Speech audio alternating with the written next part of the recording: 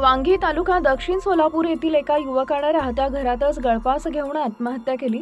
या मित्राचा मृत्यू सहन न झाल्याने दुसऱ्या दिवशी एका युवकाने शेतातील झाडाला गळफास घेऊन जीवन संपवले। वांगीसारख्या लहान गावात 24 तासात दोघा तरुण मित्रांनी गळफास घेऊन आत्महत्या केल्याच्या घटनेने वांगीसह परिसरात हळहळ व्यक्त होती आहे।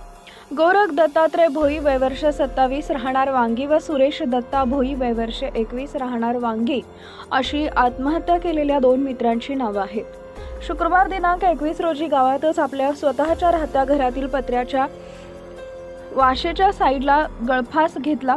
नातेवाईक व मित्रांनी त्याला शासकीय रुग्णालयात आणले असता तेथील डॉक्टरांनी उपचारापूर्वी त्याचा मृत्यू झाल्याचे सांगितले। गोरखच्या पश्चात आई, वडील, पत्नीसह मुलगी आहे। दरम्यान गोरखने आत्महत्या केल्याचं दुःख अनावर झाल्याने त्याचा मित्र सुरेश भोई याने दुसऱ्याच दिवशी सायंकाळी 7 वाजता एका शेतातील झाडाला दोरीने गळफास घेऊन जीवन संपवले। या घटनेने वांगी गावासह परिसरात हळहळ व्यक्त होत आहे।